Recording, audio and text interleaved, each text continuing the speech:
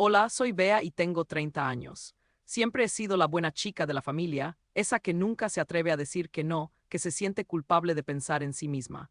Crecí en un hogar donde el sacrificio y la complacencia se glorificaban.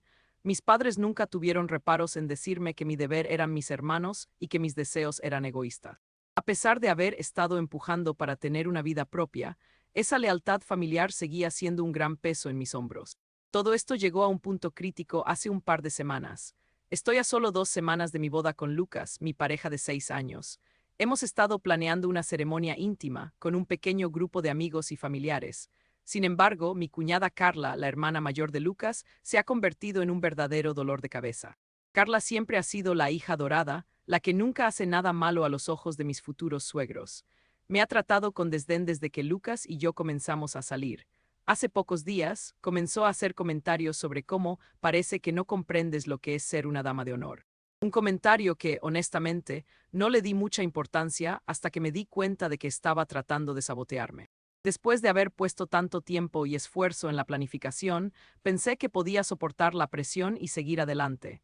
Pero eso fue antes de que sucediera lo horrible. El detonante llegó un miércoles por la noche, mientras revisaba mensajes en el grupo de WhatsApp de la boda. En una de esas conversaciones encontré un mensaje de Carla a mi suegra que decía: "No estoy segura de que Bea esté lista para ser una dama de honor. Tal vez deberíamos buscar a alguien más capaz". El mundo se me vino abajo. Ese comentario despectivo no solo cuestionaba mi capacidad, sino que me hacía sentir que todos mis esfuerzos eran en vano. Me dolió como una puñalada. No podía creer lo que estaba leyendo. En ese momento, la confusión se transformó en rabia y la determinación se encendió en mi interior. Ya era suficiente. No iba a dejar que una manipuladora destrozara mi momento más importante. A la mañana siguiente, reunión familiar. Había decidido que enfrentaría a Carla y haría que mis futuros suegros se dieran cuenta de su comportamiento cruel. La tensión se podía cortar con un cuchillo. Cuando todos se sentaron a la mesa, las miradas volvieron a dirigirse hacia mí. Enfrenté mis nervios y, tratando de mantener la calma, compartí lo que había descubierto. Carla, vi tu mensaje, comencé.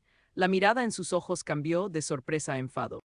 Ella rápidamente intentó desviar la atención diciendo: "Oh, eso fue sacado de contexto. Lo decía como un chiste". Pero no estaba teniendo eso. Antes de que pudiera responder, mi suegra intervino, tratando de suavizar la situación.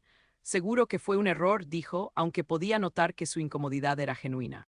Finalmente, Lucas intervino, apoyándome.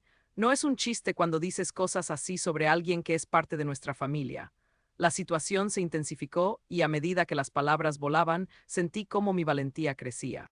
Pasaron días y aunque la tensión permaneció, sentí que había planteado las bases para defenderme. A pesar del desprecio de Carla, Lucas fue increíble. Sin embargo, su defensa no hizo que la presión de la familia disminuyera. Las llamadas telefónicas y los mensajes de texto no paraban.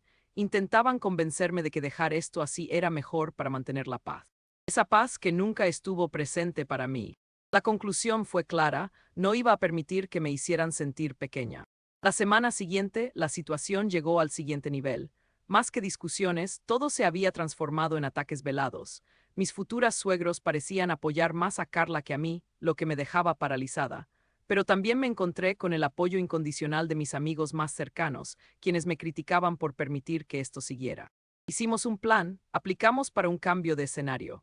En lugar de una pequeña ceremonia, decidimos realizar una boda más grande y espectacular, donde solo invitaríamos a las personas que nos apoyaban. Hice una lista negra de personas que no deberían asistir, incluida Carla. Hice esto sintiéndome más fuerte de lo que había estado en años. A medida que avanzaba la planificación, el ambiente en la familia se volvió más tenso. Todo el mundo me decía que estaba siendo egoísta, que además de ser cruel, carecía de respeto hacia la familia de mi pareja. Pero les respondía: "Respetar lo que me hace sentir menos, jamás". No tenía idea de la magnitud de lo que estaba por venir.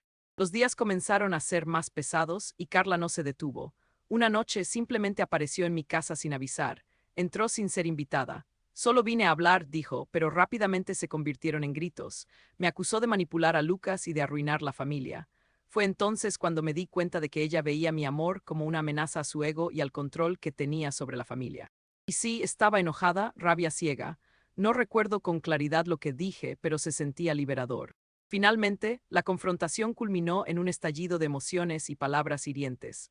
Aclaramos cosas que llevábamos años guardando, pero nunca imaginé que la situación continuaría escalando.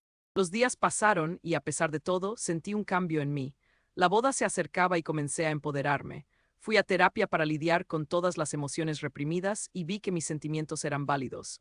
Este era mi momento y no iba a dejar que nadie lo arruinara. Durante una sesión de terapia, un amigo mío sugirió que escribiera una carta a Carla. Al principio pensé que era una locura, pero luego de discutirlo decidí poner mis pensamientos en papel. La carta era un poco más que un desahogo, también era un cierre simbólico. Le conté cómo me sentía y cómo su desprecio había impactado mi vida. Pero lo más importante, le dejé en claro que estaba dispuesta a dejarlo atrás. Cuando le entregué la carta, no podía prever su reacción. Su rostro se puso pálido y fue despectiva, lo que no me sorprendió.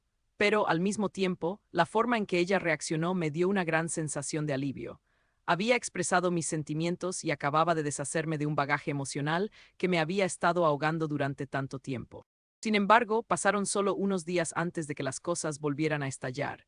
Mientras estaba en una reunión de planificación, recibí un mensaje de mi suegra diciendo que Carla había estado hablando mal de mí a otros familiares y amigos y pidiendo que no asistieran a la boda. Me quedé atónita. Fue un golpe bajo. Las palabras podían doler, pero nunca anticipé un ataque en forma de difamación. Después del ataque de Carla, confronté a Lucas.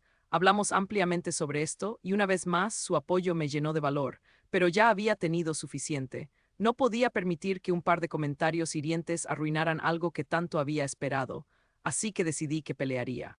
Hice una lista de las personas a las que les podría contar cómo la situación había escalado, comenzando con los que sabían que había estado recibiendo comentarios despreciativos de Carla. Creé un grupo de chat en el que comenzamos a hablar sobre la manipulación que había experimentado.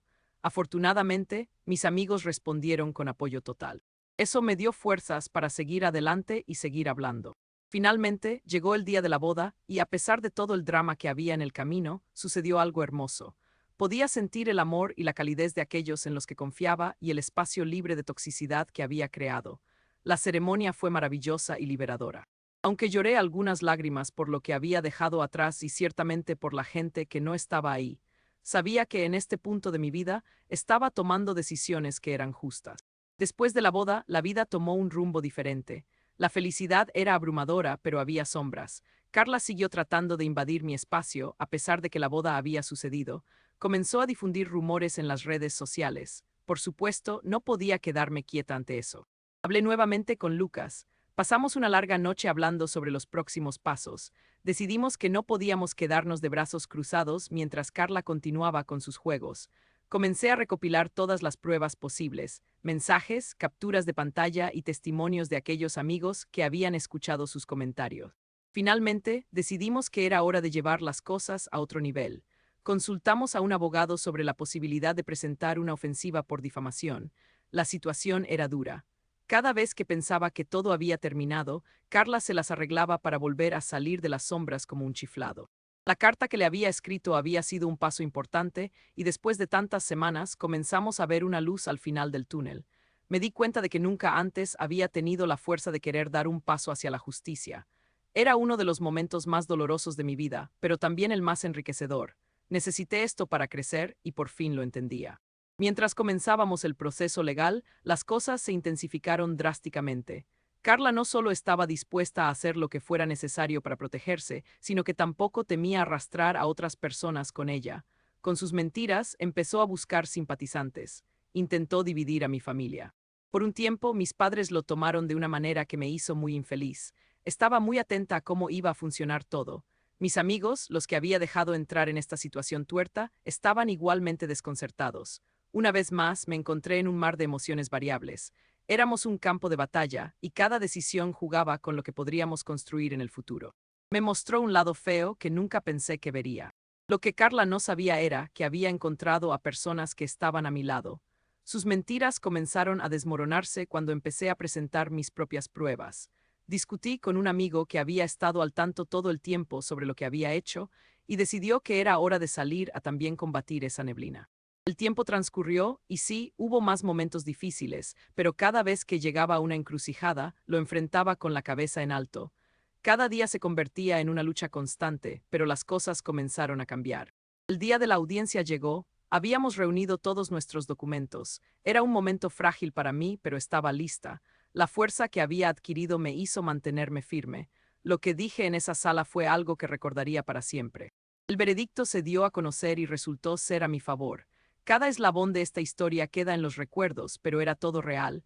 La historia de Carla terminó, mientras la mía solo comenzaba. En su pecado, terminó siendo condenada por sus propias acciones. Hoy miro hacia atrás y me doy cuenta de cómo todo este proceso se volvió una metamorfosis para mí. Aprendí a establecer límites y a considerar mi voz, y lo más importante, aprendí a quererme a mí misma. La familia era un concepto que no era igual para todos, pero finalmente había encontrado el valor para dejar ir lo que me hacía sentir pequeña. El viaje no fue fácil, pero fue necesario. Gracias a esta comunidad encontré muchas respuestas en mí misma. Tus experiencias definen quién eres. Mis padres nunca me enseñaron eso, pero ahora entiendo el poder de creer en uno mismo. Reitero mi gratitud por aquellos que me fueron leales y me ayudaron a salir de este mar de pesares. Si hay alguna lección en todo esto, es que nunca te sientas menos que nadie, ni permitas que otros decidan lo que eres. La autoestima se construye día a día, y lo que los demás piensan de ti no es más importante que lo que piensas de ti misma. Esta es mi historia y gracias por leerla.